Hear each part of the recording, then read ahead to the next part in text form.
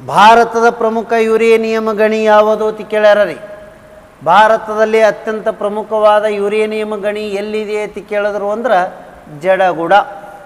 ಜಡಗುಡ ಎಲ್ಲಿದೆ ಅಂತ ಕೇಳಿದ್ರು ಅಂದ್ರೆ ಜಾರ್ಖಂಡ್ ರಾಜ್ಯದಲ್ಲಿ ಇದೆ. ಜಡಗುಡ ಎಲ್ಲದ ಅಂತ ಕೇಳಿದ್ರೆ ಅಂದ್ರೆ ಏನು ಹೇಳ್ಬೇಕ್ರಿ, ಜಾರ್ಖಂಡ್ ರಾಜ್ಯದಲ್ಲಿ ಇದೆ.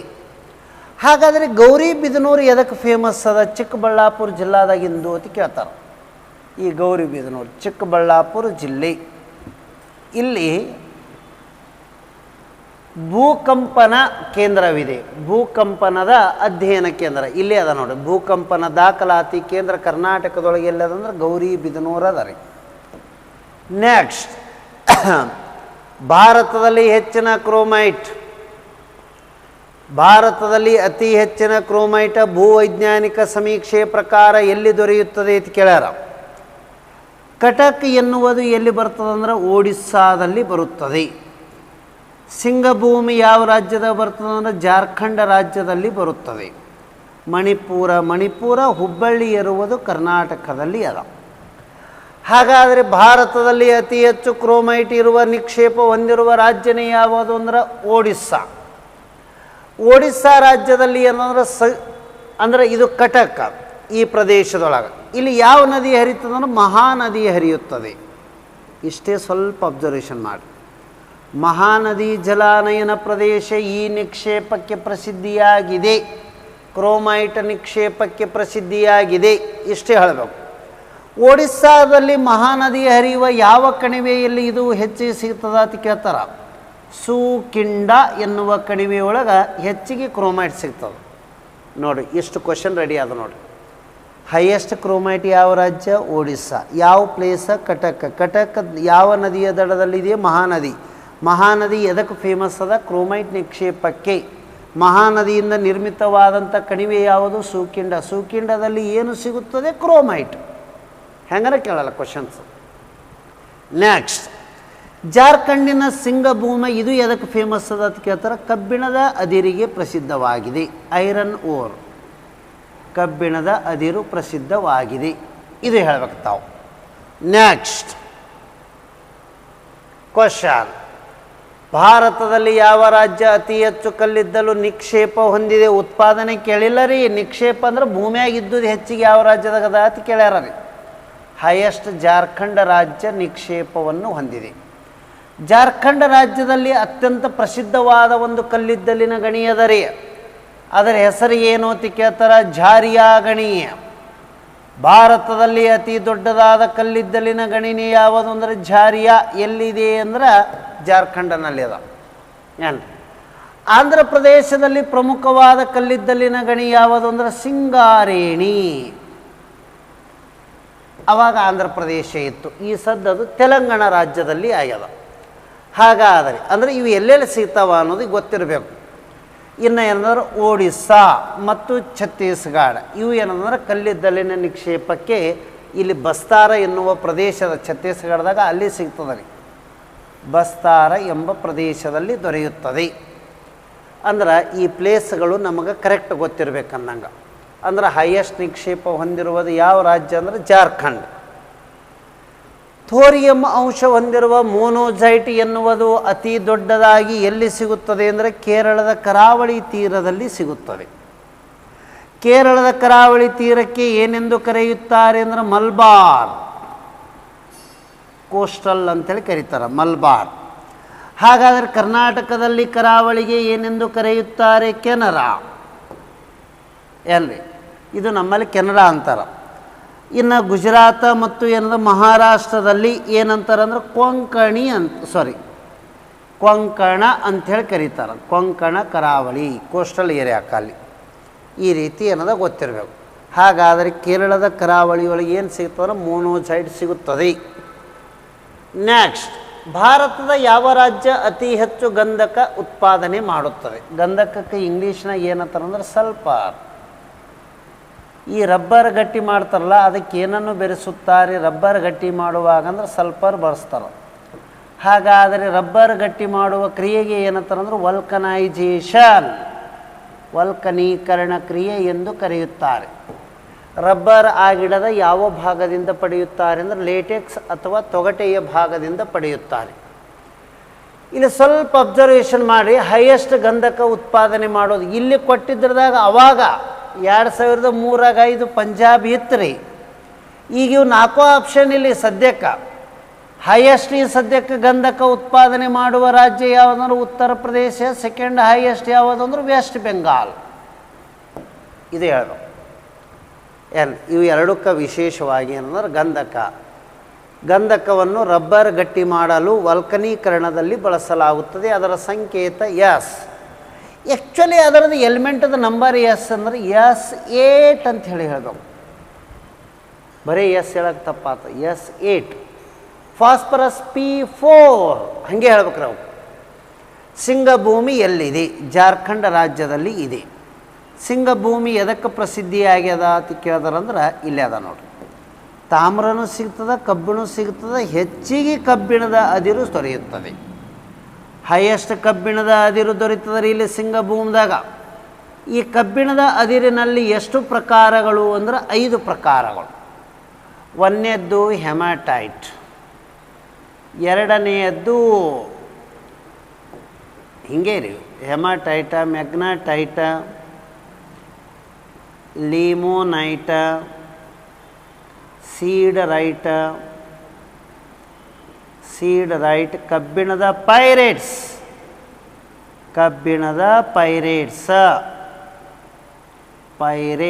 ಅಂಥೇಳಿ ಬರ್ತಾವೆ. ಇದು ಹೇಳ್ಬೇಕು ತಾವು. ಇವು 5 ಎದರದು ಅಂದ್ರೆ ಕಬ್ಬಿಣದ ಅದಿರು. ಹಾಗಾದರೆ ಕಬ್ಬಿಣ ಎಲ್ಲಿ ಸಿಗ್ತದಂದ್ರೆ ಸಿಂಗಭೂಮ್. ಈ ಕೆಳಗಿನ ಯಾವ ರಾಜ್ಯ ಭಾರತದಲ್ಲಿ ಗರಿಷ್ಠ ಮ್ಯಾಂಗನೀಸ್ ಉತ್ಪಾದನೆ ಮಾಡುತ್ತದೆ? ಹೈಯೆಸ್ಟ್ ಅಂದ್ರೆ ಮಧ್ಯಪ್ರದೇಶ ಮ್ಯಾಂಗನೀಸ್ ಉತ್ಪಾದನೆ ಮಾಡುತ್ತದೆ. ಅತಿ ಹೈಯೆಸ್ಟ್ ಮ್ಯಾಂಗನೀಸ್ ಯಾವ ರಾಜ್ಯ ಅಂದ್ರೆ ಮಧ್ಯಪ್ರದೇಶ್. ಅದು ಹೇಳಬೇಕು ನಾವು.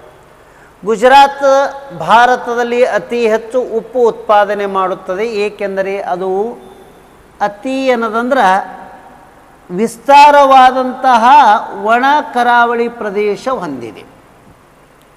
ಅಂದ್ರೆ ಲಾರ್ಜೆಸ್ಟ್ ಡ್ರೈ ಕೋಸ್ಟಲ್ ಏರಿಯಾ ಅಂಥೇಳಿ ಅಂತೀವಿ ನಾವು. ಅದು ಎಲ್ಲದಂದ್ರೆ ಗುಜರಾತ್ದಾಗೆ ಅದ. ಇಲ್ಲಿ ಆ ಉಪ್ಪು ತಯಾರು ಮಾಡುವ ವಿಧಾನ ಇಲ್ಲದ ನೋಡಿ. ಇದು ಸ್ವಲ್ಪ ಅಬ್ಸರ್ವೇಷನ್ ಮಾಡಕ್ಕೆ ಇಲ್ಲದ ನೋಡಿ. ಉಪ್ಪಿನ ರಾಶಿ ತಂತಂದು ಹಾಕ್ಲಿಕ್ಕತ್ತಾರ. ಇವ್ರು ಯಾರು ಅಂತ ಕೇಳ್ತಾರ, ಇವರಿಗೆ ಅಂಗಾರಿಯ ಜನಾಂಗ ಅಂತೇಳಿ ಬರ್ತದೆ. ಗುಜರಾತಿನಲ್ಲಿ ಅಂಗಾರಿಯ ಜನಾಂಗ ಎದಕ್ಕೆ ಪ್ರಸಿದ್ಧಿ ಅದರಂದ್ರೆ ಉಪ್ಪು ಉತ್ಪಾದನೆಗೆ, ಉಪ್ಪು ತಯಾರಿಸುವ ವಿಧಾನ ಯಾವುದು ಅಂತ ಕೇಳ್ತಾರೆ? ಎವಾಪರೇಷನ್, ಬಾಷ್ಪೀಭವನ ವಿಧಾನಕ್ಕೆ ಪ್ರಸಿದ್ಧ. ಅಂದ್ರೆ ಆ ವಿಧಾನದಿಂದ ತಯಾರು ಮಾಡ್ತಾರೆ. ಉಪ್ಪಿನ ನೀರ ಬೊಗಣೆಗೆ ಹಾಕಿ ಕಾಸೋದು, ನೀರೆಲ್ಲ ಆವಿಯಾಗಿ ಹೋಗ್ತದೆ, ಕೆಳಗೆಲ್ಲ ಉಪ್ಪು ಉಳಿತದೆ. ಇಷ್ಟೇ ವಿಧಾನ. ಹಾಗಾದರೆ ಬಾಷ್ಪೀಭವನ ವಿಧಾನದಿಂದ ಉಪ್ಪನ್ನು ತಯಾರಿಸಲಾಗುತ್ತದೆ. ಉಪ್ಪಿನ ರಾಸಾಯನಿಕ ಹೆಸರು ಏನು ಅಂದರೆ ಸೋಡಿಯಂ ಕ್ಲೋರೈಡ್. ಹೌದು, ನಮಗೆ ಏನಂದ್ರೆ ಈ ವಾಂತಿ ಮತ್ತು ಭೇದಿ ಆಗ್ಲಿಕ್ಕಂತಂದ್ರೆ ಡಿಹೈಡ್ರೇಷನ್ ಅಂತಾರೆ, ನಿರ್ಜಲೀಕರಣಕ್ಕೆ ಒಳಪಟ್ಟಿದೆ. ಡಿಹೈಡ್ರೇಷನ್ ಆದಕ್ರೆ ದೇಹದಲ್ಲಿ ಇದೇ ಕಡಿಮೆ ಆಗ್ತದೆ. NaCl ನೀರು ಕಡಿಮೆ ಆಗೋದಲ್ಲ ರೀ, NaCl ಕಡಿಮೆ ಆಗುತ್ತದೆ. ಅಂದ್ರೆ ಗುಜರಾತಿನಲ್ಲಿ ಅಂಗಾರಿಯ ಜನಾಂಗ ನೆನಪಿರಬೇಕು.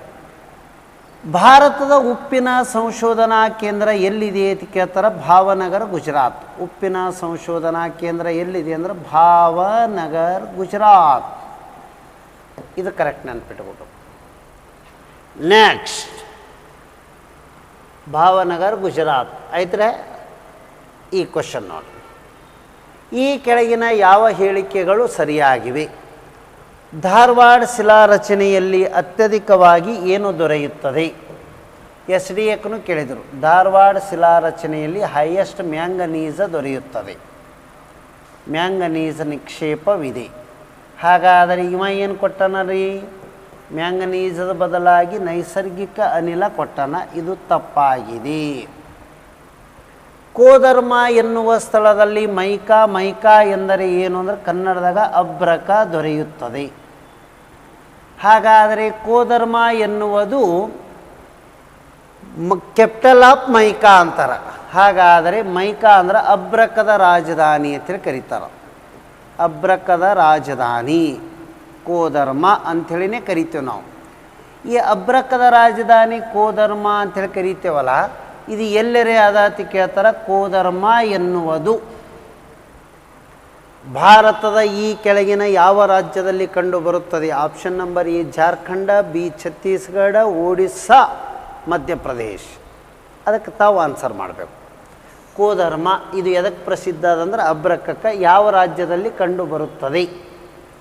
ಇನ್ನು ಕಡಪ ಎನ್ನುವುದು ಆಂಧ್ರ ಪ್ರದೇಶದಲ್ಲ. ಈ ನೆಲಕ್ಕೆ ಹಾಕ್ತಾರಲ್ರಿ ಬಂಡೆಗಳು, ಟೈಲ್ಸ್, ಅದಕ್ಕೆ ಫೇಮಸ್ ಕಡಪ. ಕಡಪ ಕಲ್ಲುಗಳು ಅಂಥೇಳಿ ಬರ್ತದೆ. ಹಾಗಾದರೆ ವಜ್ರಗಳಿಗೆ ತಪ್ಪಾಗಿದೆ. ವಜ್ರಗಳಿಗೆ ಅಂದಕ್ರೆ ಪನ್ನ ಅಂತೇಳಿ ಹೇಳಬೇಕು. ಅರಾವಳಿ ಬೆಟ್ಟಗಳಲ್ಲಿ ಪೆಟ್ರೋಲಿಯಂ ನಿಕ್ಷೇಪವಿದೆ, ತಪ್ಪಾಗಿದೆ. ಹಾಗಾದರೆ ಸರಿಯಾದ ಉತ್ತರ ಯಾವುದು ಅಂದರೆ ಬಿ ಮಾತ್ರ ಸರಿಯಾಗಿದೆ. ನೆಕ್ಸ್ಟ್, ಜಡಗುಡ ಇದಕ್ಕೆ ಪ್ರಸಿದ್ಧಿಯಾಗಿದೆ. ಜಡಗುಡ ಎನ್ನುವುದು ಯುರೇನಿಯಂ ನಿಕ್ಷೇಪ ಜಾರ್ಖಂಡದಲ್ಲಿ ಅದ, ಜಾರ್ಖಂಡ್. ಹಾಗಾದರೆ ಯುರೇನಿಯಂ ಆಕ್ಸೈಡ್ಗೆ ಏನಂತಾರ ಅಂತೇಳಿ ಕೇಳಿದ್ರು UPSCಗೆ. ಯುರೇನಿಯಂ ಆಕ್ಸೈಡಕ್ಕೆ ಹಳದಿ ಕೇಕ್ ಎಂದು ಕರೆಯುತ್ತಾರೆ, ಯೆಲ್ಲೋ ಕೇಕ್ ಎಂದು ಕರೆಯುವರು. ಇದು ಹೇಳಬೇಕು. ಹಾಗಾದರೆ ಯುರೇನಿಯಮದ ರಾಜಧಾನಿ ಯಾವುದು ಅಂದರೆ ಒಟ್ಟಾವ. ಒಟ್ಟಾವ ಕೆನಡಾ ದೇಶದ ರಾಜಧಾನಿ. ಒಟ್ಟಾವಕ್ಕೆ ಯುರೇನಿಯಂ ಕ್ಯಾಪಿಟಲ್ ಅಂತೇಳಿ ಕರೀತಾರೆ. ನೆಕ್ಸ್ಟ್ ಕ್ವಶನ್, ಈ ಕೆಳಗಿನವುಗಳಲ್ಲಿ ಯಾವುದು ಪ್ರಸ್ತುತ ಭಾರತದಲ್ಲಿ ಗರಿಷ್ಠ ಕಚ್ಚಾ ಪೆಟ್ರೋಲಿಯಂ ಉತ್ಪಾದನೆ ಮಾಡುತ್ತದೆ? ಈ ಸದ್ಯ ಭಾರತದಾಗ ಹೈಯೆಸ್ಟ್ ಅಂದ್ರೆ ಬಾಂಬೆ ಹೈ.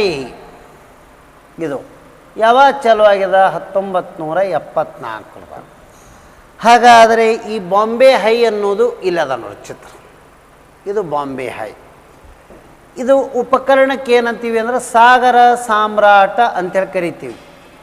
ಸಾಗರ ಸಾಮ್ರಾಟ ಎನ್ನುವ ಉಪಕರಣ ಇದನ್ನು ಎಲ್ಲಿದಿಂದ ತಂದಿದ್ದೀವಿ ಅಂದರೆ ಜಪಾನ್ ದೇಶದಿಂದ 74ರದಾಗ ಚಾಲು ಆಗ್ಯದ.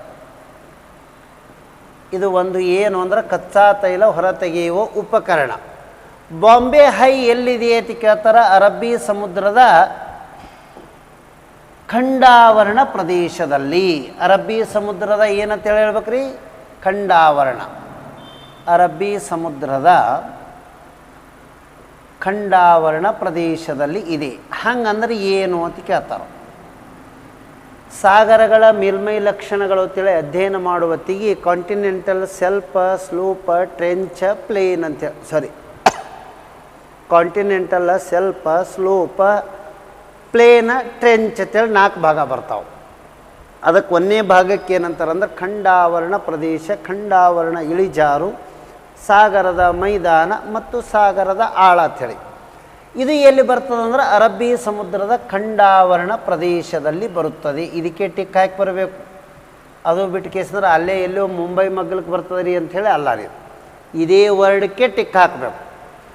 ನೆಕ್ಸ್ಟ್, ಸಾಗರ ಸಾಮ್ರಾಟದ ಚಿತ್ರವಿರುವ ರೂಪಾಯಿಯ ನೋಟ್ ಯಾವುದು ಅಂತ ಕೇಳ್ತಲ್ಲ? 2 ರೂಪಾಯಿ ನೋಟಿನ ಮೇಲೆ ಇದರ ಚಿತ್ರವನ್ನು ಚಿತ್ರೀಕರಿಸಲಾಗಿದೆ.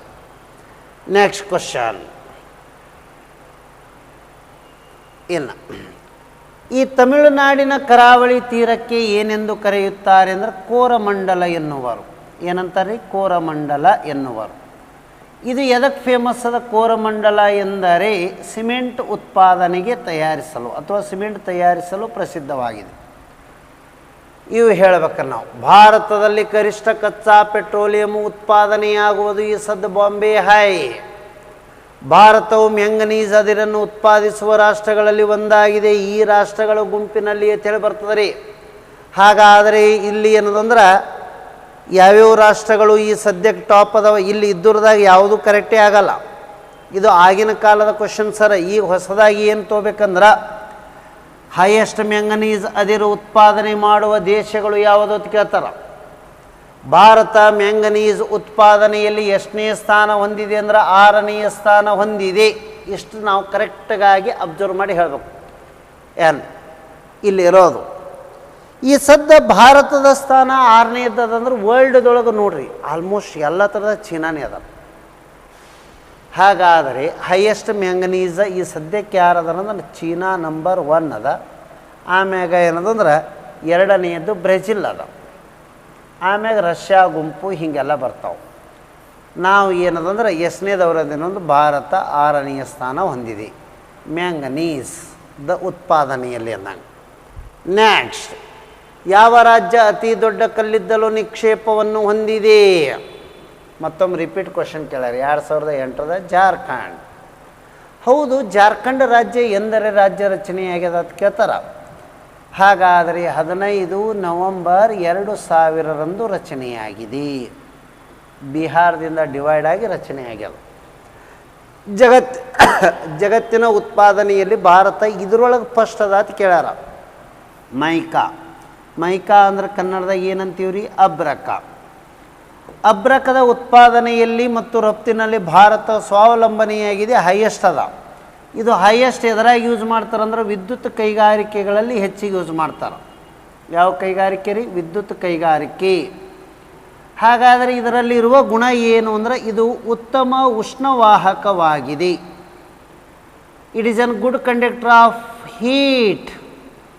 ಉಷ್ಣವಾಹಕ ಆಗಿದೆ. ಹಾಗಾದರೆ ಇದು ಏನದ ಅಂದರೆ ವಿದ್ಯುತ್ತಿನ ಅವಾಹಕವಾಗಿದೆ. ಅವಾಹಕ ಅಂದರೆ it is an bad conductor of electricity. ವಿದ್ಯುತ್ತಿನ ಅವಾಹಕ, ಉಷ್ಣದ ಉತ್ತಮ ವಾಹಕವಾಗಿದೆ.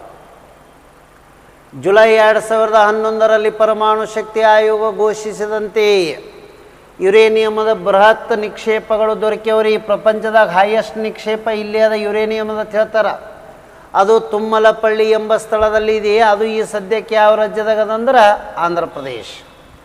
ಹಾಗೆ ಯುರೇನಿಯಮ್ ನಮ್ಮ ಕರ್ನಾಟಕದಾಗ ಎಲ್ಲಿ ಸಿಗ್ತದ ಅಂತ ಕೇಳಿದ್ರಂದ್ರೆ ಗೋಗಿಗೆ ಅಂದ್ರೆ ಶಾಪೂರ್ ತಾಲೂಕ, ಯಾದಗಿರಿ ಡಿಸ್ಟಿಕ್ ಹೇಳಬೇಕು. ಇದು ನಾವು ಕರೆಕ್ಟಾಗಿ ಏನಂದ್ರೆ ಶಾಪೂರ ಅಂತೇಳಿ ಹೇಳಬೇಕು. ನೆಕ್ಸ್ಟ್, ಗೊಂಡವಾನ ಕಾಲದ ಕ್ಷೇತ್ರಗಳು ಎಲ್ಲಿ ಕಂಡು ಬರುತ್ತವೆ? ಇಲ್ಲಿ ಭಾಳ ಇಂಪಾರ್ಟೆಂಟ್ ನೋಡಿ. ಈ ಗೊಂಡವಾನ ಶಿಲಾಯುಗ ಎಂದರೆ ಏನು ಅಂತ ಕೇಳ್ತಾರೆ. 200 ಬಿಲಿಯನ್ ವರ್ಷಗಳ ಹಿಂದಿನ ಕಲ್ಲಿದ್ದಲು ಅಂದಂಗೆ.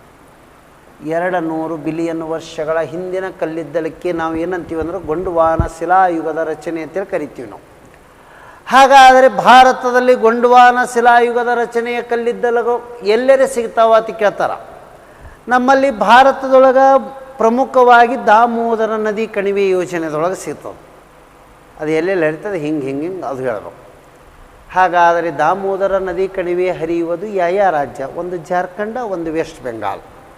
ಇಲ್ಲಿ ಎಲ್ಲರಿ ಜಾರ್ಖಂಡ್ ಅದಾನೋ ನೋಡೋಣ ಇಲ್ಲ. ಹಾಗಾದರೆ ನೆಕ್ಸ್ಟ್ ಏನು ಹೇಳಬೇಕು? ವೆಸ್ಟ್ ಬೆಂಗಾಲ್. ಗೊಂಡವಾನ ಶಿಲಾಯುಗದ ಕಲ್ಲಿದ್ದಲು ನಿಕ್ಷೇಪ ಇರುವುದು ಒಂದು ಜಾರ್ಖಂಡ್ ರಾಜ್ಯ, ಮತ್ತೊಂದು ಯಾವುದು ಅಂದ್ರೆ ವೆಸ್ಟ್ ಬೆಂಗಾಲ್ ರಾಜ್ಯ. ಯಾಕಂದರೆ ಇಲ್ಲಿ ಎರಡೂ ರಾಜ್ಯಗಳಲ್ಲಿ ಹರಿಯುವ ನದಿನೇ ಯಾವುದು ಅಂದ್ರೆ ದಾಮೋದರ ನದಿ. ಅದಕ್ಕೆ ಇದರ ಹೆಸರು ಹೇಳಬೇಕು. ಇಷ್ಟು ಏನಂದ್ರೆ ನಮಗೆ ಕರೆಕ್ಟಾಗಿ ಗೊತ್ತಿರಬೇಕು. ಭಾರತದಲ್ಲಿ ಮೊಟ್ಟ ಮೊದಲ ಕಲ್ಲಿದ್ದಲು ಗಣಿ ಯಾವುದು ಅಂತ ಕೇಳ್ತಾರೆ. ಪಶ್ಚಿಮ ಬಂಗಾಳದ ರಾಣಿಗಂಜ್. ಇಡೀ ಇಂಡಿಯಾದಾಗೆ ಫಸ್ಟ್ ಕೋಲ್ಡ್ ಫೀಲ್ಡ್. ಇದು ಭಾರತದ ಮೊದಲ ಏನಂದ್ರೆ ಕಲ್ಲಿದ್ದಲಿನ ಗಣಿಯಾಗಿದೆ. ನೆಕ್ಸ್ಟ್, ಕುದುರೆಮುಖ ಗಣಿಯಿಂದ ಕಬ್ಬಿಣದ ಅದಿರನ್ನು ರಫ್ತು ಮಾಡಲಾಗುವುದು. ಹಾಗಾದರೆ ಯಾವ ಬಂದರಿನ ಮೂಲಕ ರಫ್ತು ಮಾಡುತ್ತಾರೆ ಅಂದರೆ ಮಂಗಳೂರು. ಇದನ್ನು ಯಾವಾಗ ಘೋಷಣೆ ಮಾಡ್ಯಾರ ಪ್ರಮುಖ ಬಂದರು? 1974. ದೇಶದ ಎಷ್ಟನೇ ಪ್ರಮುಖ ಬಂದರು? 9ನೇದು. ಇದಕ್ಕೇನಂತೇಳಿ ಕರೀತಾರೆ? Gate way of Karnataka. ಕರ್ನಾಟಕದ ಹೆಬ್ಬಾಗಿಲು ಎಂದು ಕರೆಯುತ್ತಾರೆ. ಇದಕ್ಕೆ ಹೇಳಬೇಕು. ಹಾಗಾದರೆ ಕುದುರೆಮುಖ ಇದಕ್ಕೆ ಪ್ರಸಿದ್ಧಿಯಾಗಿದೆ, ಕಬ್ಬಿಣದ ಅದಿರಿಗೆ ಪ್ರಸಿದ್ಧವಾಗಿದೆ. ಎಲ್ಲಿ ಬರ್ತದೆ ಕುದುರೆಮುಖ ಅಂತ ಕೇಳಿದ್ರೆ ಚಿಕ್ಕಮಗಳೂರಿನಲ್ಲಿ ಬರುತ್ತದೆ.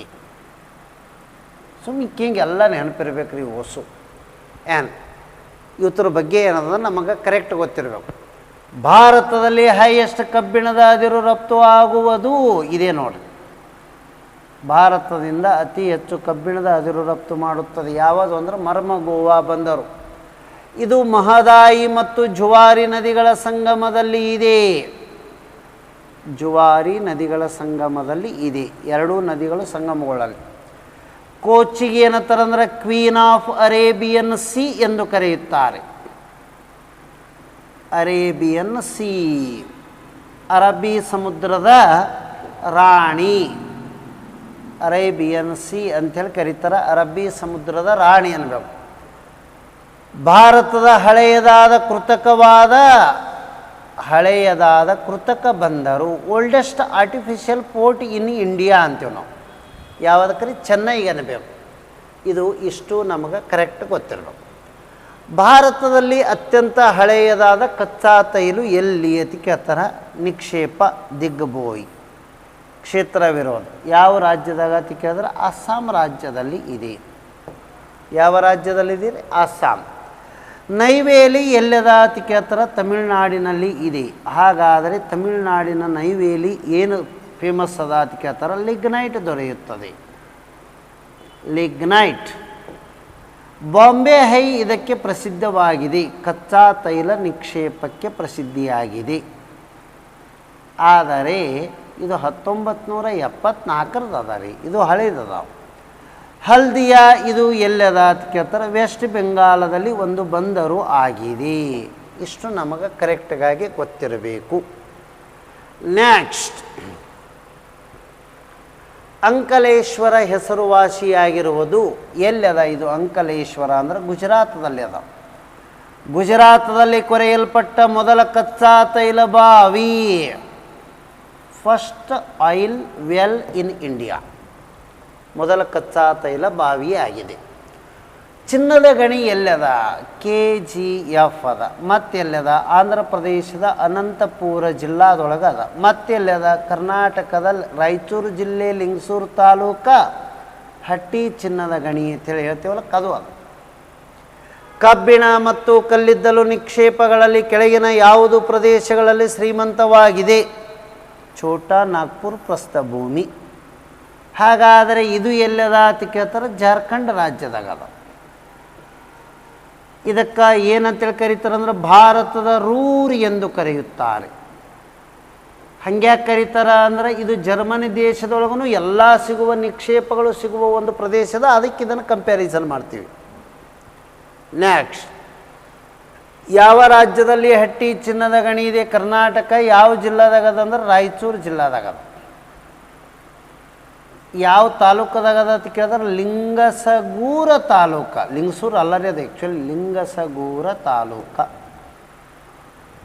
ಬಂಗಾರದ ಸಂಕೇತ ಏನದಂದ್ರೆ AU. ಇದು ಎದರ ಕರಗುತ್ತದ ಅಂತ ಕೇಳ್ತಾರೆ? ಅಕ್ವಾರೀಜಿಯಾ ದ್ರಾವಣದಲ್ಲಿ ಕರಗುತ್ತದೆ. ಹಾಗಾದರೆ ಅಕ್ವಾರೀಜಿಯಾ ದ್ರಾವಣದ ಇನ್ನೊಂದು ಹೆಸರು ಏನು ಅಂತ ಕೇಳಿದ್ರೆ ರಾಜದ್ರವ. ಇದು ಎದರ ಮಿಶ್ರಣವಾಗಿದೆ ಅಂತ ಕೇಳಿದ್ರೆ HCl ಆ್ಯಂಡ್ HNO3, ಹೈಡ್ರೋಕ್ಲೋರಿಕ್ ಆಮ್ಲ, ನೈಟ್ರಿಕ್ ಆಮ್ಲ. ಇಲ್ಲಿ 3 ಅದ ಅಂದರೆ ಇದು 3 ಇರಬಾರ್ದು, ಒಂದೇ ಇರಬೇಕು. ಇಲ್ಲಿ ಏನೂ ಇಲ್ಲ ಅಂದರೆ ಇದು 3 ಇರಬೇಕು. ಈ ಅನುಪಾತದ ಮಿಕ್ಸ್ ಮಾಡಿದ್ರೆ ಇದು ಸಿಗ್ತದೆ. ಅದರಾಗ ಬಂಗಾರ ಒಗೆದು ಬಿಟ್ಟು ಕರಿಬಿಡ್ತವೆ. ನೆಕ್ಸ್ಟ್, ಯಾವ ರಾಜ್ಯದಲ್ಲಿ ಖೇತ್ರಿ ತಾಮ್ರದ ಅದಿರಿನ ಗಣಿಗಳು ಇವೆ?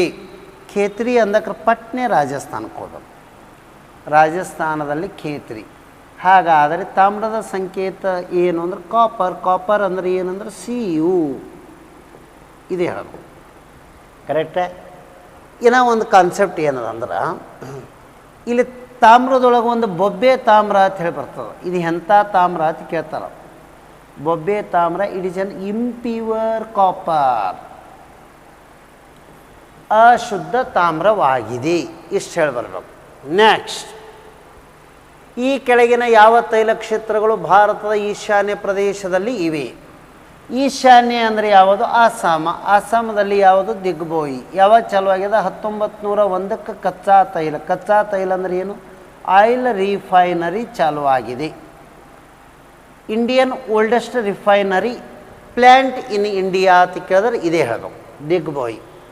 ಅಸ್ಸಾಮದೊಳಗೆ ಯಾವಾಗ ಚಾಲುವಾಗಿದೆ ಅಂದ್ರೆ ಎಷ್ಟರೇ ಅದಾವ ಅಸ್ಸಾಮದೊಳಗೆ ಕಚ್ಚಾ ತೈಲ ಶುದ್ಧೀಕರಣ ಘಟಕಗಳನ್ನು 4 ಅಂತ ಹೇಳಬೇಕು. ಕಲೋಲ ಇದು ಎಲ್ಲದಂದ್ರೆ ಗುಜರಾತ್ ರಾಜ್ಯದಲ್ಲಿ ಇದೆ. ಇದನ್ನು ಕಚ್ಚಾ ತೈಲ ಶುದ್ಧೀಕರಣ ಘಟಕ ಆದರೆ ಅದರ ಹಳೇದಲ್ಲ, ಈಶಾನ್ಯ ರಾಜ್ಯದಾಗಿಲ್ಲ. ಅಂಕಲೇಶ್ವರ ಇದನ್ನು ಗುಜರಾತದಾಗದ. ಇದು ಹೇಳಬೇಕು. ಭಾರತದ ಅತ್ಯಂತ ಹಳೆಯದಾದ ತೈಲ ಕ್ಷೇತ್ರ ಯಾವುದು? Oldest oil well in India, Digboi. ಇದೇ ಹೇಳಬೇಕು. ರಾಜಸ್ಥಾನದಲ್ಲಿ ಖೇತ್ರಿ ಇದಕ್ಕೆ ಪ್ರಸಿದ್ಧಿಯಾಗಿದೆ, ತಾಮ್ರದ ಗಣಿಯಾಗಿದೆ. ಇಯರ್ ಬೇರೆ ಬೇರೆ ಅದಾವ್ರಿ ಎಕ್ಸಾಮ. ಬಾಕ್ಸೈಟದಿಂದ ಏನು ದೊರೆಯುತ್ತದೆ? ಅಲ್ಯೂಮಿನಿಯಂ ದೊರೆಯುತ್ತದೆ. ಅಲ್ಯೂಮಿನಿಯಂ ದೊರೆಯುತ್ತದೆ. ಏನು ಇವು ಹೇಳಬೇಕು. ಆಂಧ್ರ ಪ್ರದೇಶದ ಅನಂತಪುರ ಜಿಲ್ಲೆ ಇದಕ್ಕೆ ಪ್ರಸಿದ್ಧಿಯಾಗಿದೆ, ಬಂಗಾರ. ಮಧ್ಯಪ್ರದೇಶದಲ್ಲಿ ಪನ್ನಾ ಎನ್ನುವುದು ಇದಕ್ಕೆ ಪ್ರಸಿದ್ಧಿಯಾಗಿದೆ, ವಜ್ರದ ಗಣಿ. ಬೆಳ್ಳಿ ಹೆಚ್ಚಿಗೆ ಎಲ್ಲಿ ಅತಿ ಕೇಳಿದ್ರೆ ರಾಜಸ್ಥಾನ್. ಹೈಯೆಸ್ಟ್ ಬಂಗಾರ ಯಾವುದು ಅಂದ್ರೆ ಕರ್ನಾಟಕ. ಕನ್ನಡಿಗರೇ ಮೊದಲು ಬಂಗಾರ, ಹಾಗಾಗಿ ಕರ್ನಾಟಕದೊಳಗೂ ಹೆಚ್ಚಿಗೆ ಬಂಗಾರ. ಕಬ್ಬಿಣದ ಗಣಿಗಳು ಹೈಯೆಸ್ಟ್ ಎಲ್ಲಿದಾವ ಅತಿ ಕೇಳಿದ್ರೆ ಜಾರ್ಖಂಡ, ಒಡಿಸ್ಸಾ, ಛತ್ತೀಸ್ಗಢ. ಜಾರ್ಖಂಡ, ಒಡಿಸ್ಸಾ, ಛತ್ತೀಸ್ಗಢ ಆ ಕಡೆ ಹೇಳಬೇಕು ಇವೆಲ್ಲ. ಪಶ್ಚಿಮ ಬಂಗಾಳದಲ್ಲಿ ರಾಣಿಗಂಜ್ ಇದು ಆಗಿದೆ. ಎದಕ್ಕೆ ಅಂತ ಕೇಳ್ತಾರೆ, ಭಾರತದ ಹಳೆಯದಾದ ಕಲ್ಲಿದ್ದಲು ಗಣಿಯಾಗಿದೆ. ಮೊದಲ ಕಲ್ಲಿದ್ದಲು ಗಣಿಯಾಗಿದೆ, 1774ರಲ್ಲಿ ಪ್ರಾರಂಭಿಸಲಾಗಿದೆ. ಎಷ್ಟು ಹೇಳಬೇಕು. ನೆಕ್ಸ್ಟ್ ಕ್ವಶನ್, ಯುರೇನಿಯಮದ ಬೃಹತ್ ನಿಕ್ಷೇಪಗಳು ಇತ್ತೀಚೆಗೆ ಕಂಡು ಬಂದಿರುವುದು ಎಲ್ಲಿ? ಆಂಧ್ರ ಪ್ರದೇಶದಲ್ಲಿ. ಅಲ್ಲೆಲ್ಲಿ? ತುಮ್ಮಲಪಳ್ಳಿಯಲ್ಲಿ. ತುಮ್ಮಲಪಳ್ಳಿ ಎಂಬ ಸ್ಥಳದಲ್ಲಿ ದೊರಕಿವೆ. ಏನು ಕೆಳಗಿನ ಭಾಗಗಳನ್ನು ಹೊಂದಿಸಿ ಬರೆಯಿರಿ. ಹಜಾರಿಬಾಗ್ ಎದಕ್ಕೆ ಫೇಮಸ್ ಅದ ಅಂತ ಕೇಳ್ಯಾರ. ಇದು ಎಲ್ಲ ಕಬ್ಬಿಣದ ಅದಿರು. ಹಜಾರಿಬಾಗ್ ಎಲ್ಲದ? ಫಸ್ಟ್ ಜಾರ್ಖಂಡ್. ಹಾಗಾದರೆ ನೈವೇಲಿ ಎಲ್ಲದ? ತಮಿಳುನಾಡು. ಇನ್ನು ಝಾರಿಯಾ ಎನ್ನುವುದು ಅದು ಎಲ್ಲದಂದ್ರೆ ಜಾರ್ಖಂಡ್. ಜಾರ್ಖಂಡ್. ರೂರ್ಕೆಲಾ ಎಲ್ಲದಂದ್ರೆ ಒಡಿಸ್ಸಾ. ಆಯ್ತರೆ, ಈಗ ಸ್ವಲ್ಪ ಅಬ್ಸರ್ವೇಷನ್ ಮಾಡಿ. ನೈವೇಲಿ ಲಿಗ್ನೈಟ್ ಬೀದ ಮುಂದೆ 3 ಇರಬೇಕು. ಬೀದ ಮುಂದೆ 3 ಇದ್ದದ್ದು ಇಲ್ಲೊಂದದ, ಇಲ್ಲೊಂದದ. ಎಕ್ಸಾಮ್ದಾಗ ಹೆಂಗೆ ಡಿಸೈಡ್ ಮಾಡಬೇಕು ಅನ್ನೋದು. ಸಾರಿ, ಏದ ಮುಂದೆ ಇದು ಏನಂದ್ರೆ ಹಜಾರಿಬಾಗ, ಮೈಕ, ಅಬ್ರಕ. ಅಬ್ರಕ. ಝಾರಿಯಾ ಎನ್ನುವುದು ಒಂದು ನಿಮಿಷಕ್ಕಿಲ್ಲೇ ಏನೋ ಮಿಸ್ಟೇಕ್ ಆಗ್ತದೆ, ಇದಕ್ಕೆ ಅಬ್ಸರ್ವೇಷನ್ ಮಾಡಿ. ನೈವೇಲಿ ಲಿಗ್ನೈಟ್ ಇದರ ಮುಂದೆ 3 ಅಂಥೇಳಿ ಬರೀರಿ, ಬೀದ ಮುಂದೆ. ಹಾಗಾದರೆ ರೂರ್ಕೆಲಾ ಮತ್ತು ಏನದಂದ್ರೆ ಝಾರಿಯಾ ಮತ್ತು ಹಜಾರಿಬಾಗ್ ಅಂತೇಳಿ ಅದಾವೆ. ಝಾರಿಯಾ ಕಲ್ಲಿದ್ದಲು ಗಣಿ ಭಾರತದಲ್ಲಿ ಅತಿ ದೊಡ್ಡದಾಗಿದೆ. ಸೀದ ಮುಂದೆ 1 ಇರಬೇಕು. ಸೀದ ಮುಂದೆ ಏನಿರಬೇಕು ರೀ? 1 ಇರಬೇಕು. ಹಾಗಾದರೆ ಕಿಲಿಪಟ್ನೆ ಹಿಂಗೆ ನೋಡಿದೆವು ಅಂದ್ರೆ ಗೊತ್ತಾಗ್ಬಿಡ್ತು. ಇನ್ನು ಡಿದ ಮುಂದೆ ಏನದಂದ್ರೆ ರೂರ್ಕೆಲಾ ಕಬ್ಬಿಣ ಮತ್ತು ಉಕ್ಕಿನ ಕೈಗಾರಿಕೆ ಇದೆ. ಹಜಾರಿಬಾಗದಲ್ಲಿ ಏನು ಸಿಗ್ತದೆ ಅಂದ್ರೆ ಅಬ್ರಕದ ನಿಕ್ಷೇಪವೂ ಇದೆ. ಇಷ್ಟು ನಾವು ಇದಕ್ಕೆ ಹೊಂದಿಸಿ ಬರೀಬೇಕು. ಎಲ್ಲರಿಗೂ ಧನ್ಯವಾದಗಳು.